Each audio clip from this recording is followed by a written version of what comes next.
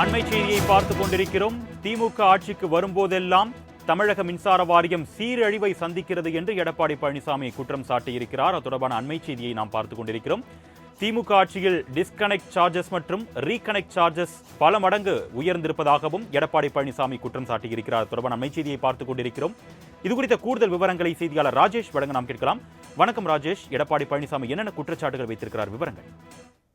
தொடர்ச்சியாக கோடை காலம் தொடங்கியதிலிருந்தே மின்சார வாரியம் மீது பொதுமக்கள் பல்வேறு குற்றச்சாட்டுகளை முன்வைத்து வருகிறார்கள்.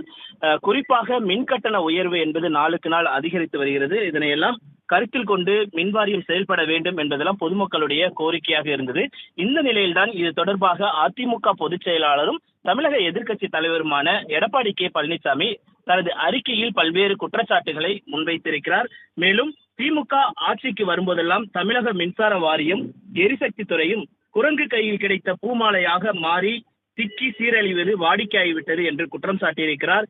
மேலும் தனியாரிடமிருந்து மின் கொள்முதல், மின்மாற்றிகள் மற்றும் மின் உபகரணங்கள் கொள்முதல், நிலக்கரி கொள்முதல் என்று எல்லா வகையிலும் கொள்ளையடிப்பதற்காகவே செயற்கையான மின் தட்டுப்பாட்டை ஏற்படுத்துவது உள்ளிட்ட பல்வேறு குற்றச்சாட்டுகளை தனது அறிக்கையில் அவர் குறிப்பிட்டிருக்கிறார். மேலும் 2016 சட்டமன்ற தேர்தலின் போது அளித்த வாக்குறுதியை நிறைவேற்றும் வண்ணம் அதிமுக ஆட்சி பொறுப்பேற்றவுடன் முதல் கையெழுத்தாக 100 யூனிட் விலையில்லா மின்சாரம் அனைத்து மக்களுக்கும், குறிப்பாக ஏழை எளிய மற்றும் நடுத்தர வாடகைதாரர்களுக்கு தொடர்ந்து கிடைத்திட வேண்டும் என்று அதிமுகவினுடைய சாதனையை அவர் விவரித்திருக்கிறார்.